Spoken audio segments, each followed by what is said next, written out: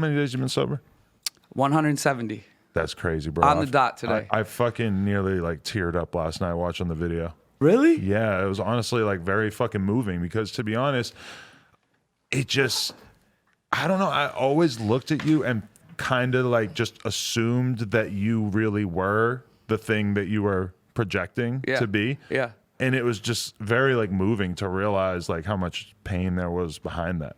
I love that. Yeah. I've had a great reaction from that, and I was honestly really scared about losing a lot of people, you know, especially like people that support me and people that listen to my music. So I was like, fuck, like, how are they gonna take hearing like what you just said, like knowing that there was like this whole other thing going on?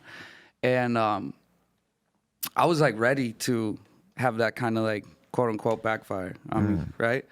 And but there's like so much power in that part of YouTube that I saw, which is like people being honest about their shit, because like it's really hard for me to not be unfiltered. So I really love that you can just like sit and talk to a camera like that.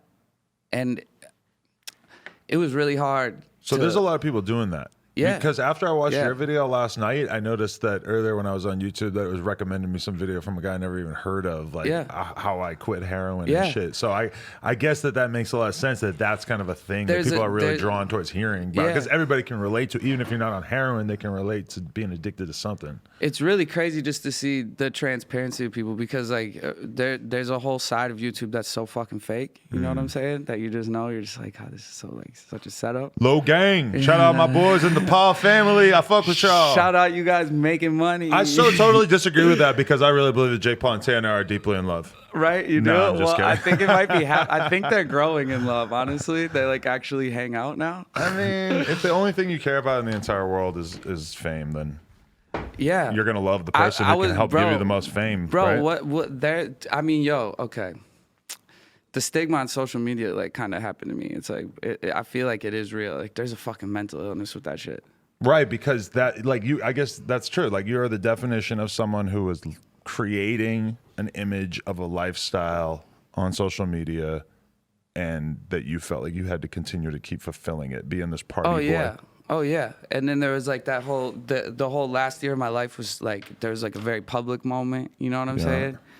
And like the transparency that people are starting to come out with, like vulnerability, bro. I've always looked up to that so much, and I felt like I wasn't being vulnerable ever because, like, you know, like the first thing you asked me, how you doing today? Like, I still am that person that's like, this is the greatest day of my life, right? Because I don't want to be dead. Period. I don't want to be dead. Like, you know what I'm saying? And there was like a long time where I was really, really, really afraid of death because of how I was living, you know?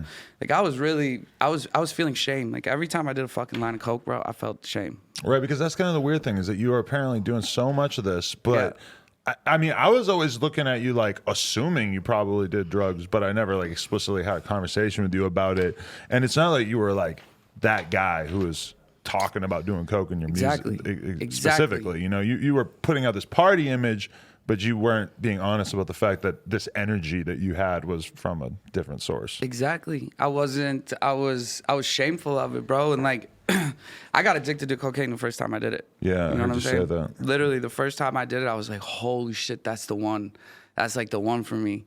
Like, you know? And as time goes on, like, the amount that you do of that will fucking kill you. Like, it will. And especially now where there's all this shit being mixed. Like, bro, it's scary. It's really scary. So, like, I'm at the point now where I'm actually finally, like, kind of scared of doing the drug again. You know what I'm saying? Like, I fucking miss doing drugs so much, bro. Really? I fucking miss it. I mean, everything you watch on TV, especially now, it's like, yo, bro, I had to pick up so many new hobbies, like, to remain, like, focused. Because you were putting so much time and energy into being a drug addict for a long time. It was literally, right? I didn't think that I could record. And, like, the reason to record music was because I could do a bunch of drugs. Right.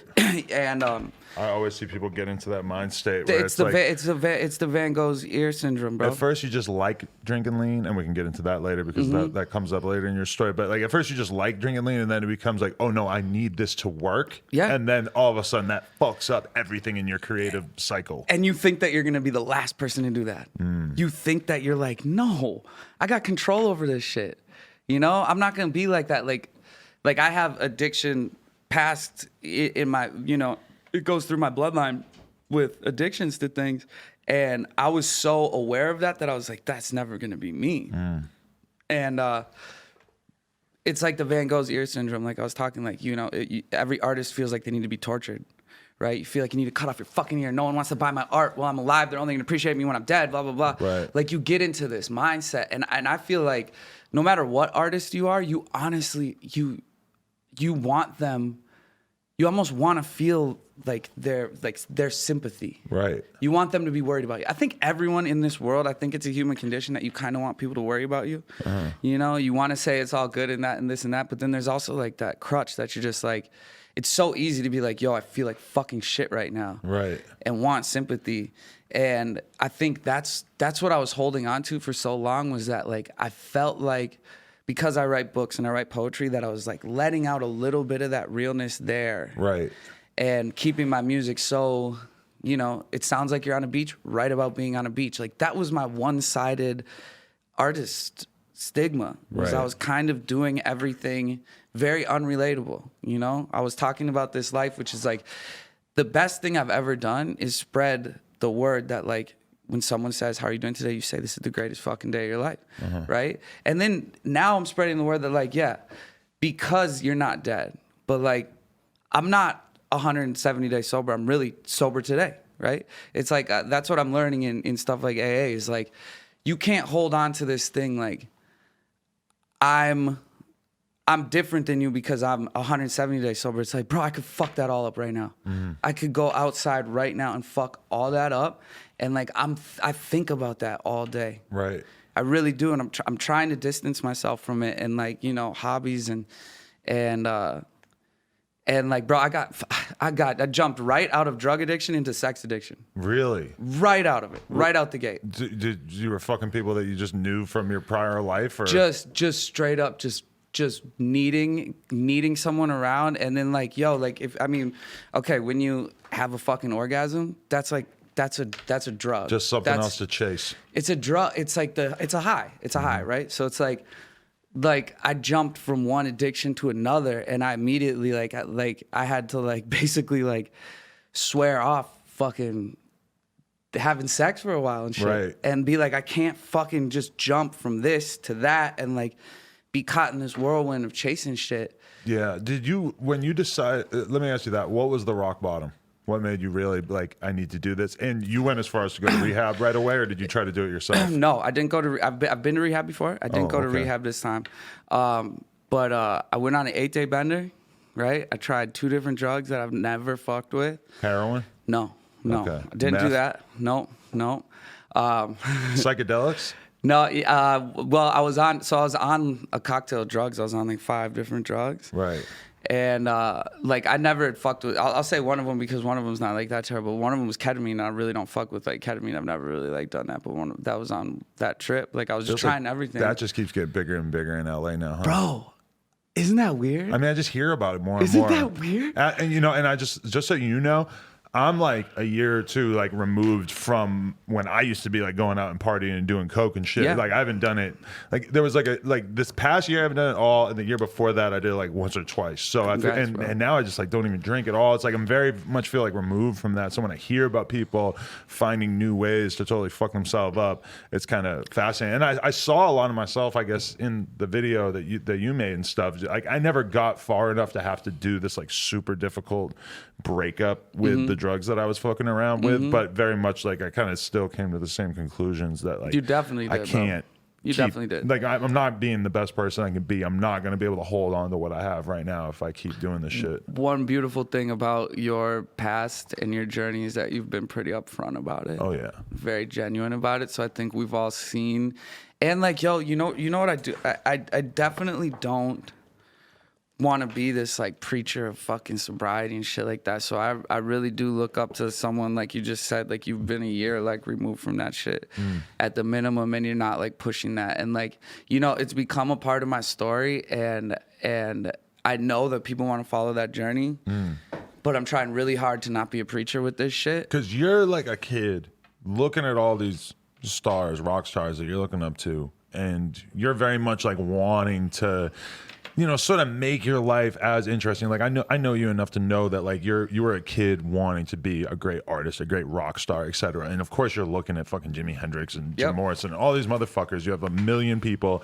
And it's like, as a kid, you have that sort of short-sighted vision where you're like, I want to make my life complicated and messy. You use the word chaotic a lot. Yep. You're like, I want to, because otherwise, what are you singing about? Yep. You know, if you're going through the worst things, you want to get your heart broken, you want to get addicted to shit, you want to get strung out, because then you got something to talk about. Honestly. But if you were really paying attention to the actual long-term career trajectories, it's like, oh, all these guys died young. Or, I mean, in a rare case, you got somebody like Lemming who like shockingly was able to keep it going for all those years. Right. But I mean, still, he died before he had to. Exactly. Yeah. And I think that's, like, I really do be praying for the artists that have passed away. You know, it's funny how getting clean will work, and like just me like finding faith. Like I was very anti-God, anti-religion. I've always been taught like there's two things you don't talk about in public. You don't talk about politics. You don't talk about religion and shit like that. And I was very anti-religious. God, Safe advice in 2019. Very rude of me. Let me turn that off. That's quite all right. But like, you know, one of the other things is like, I think what's working best for me is that like all of this talking, you know, I do therapy sessions. I do this AA shit where they fucking call you. You don't want to talk. They just point to you and say, get the fuck up here. You have to talk. Like, and like I do all this stuff, and it's actually, bro, it's actually really, really helping.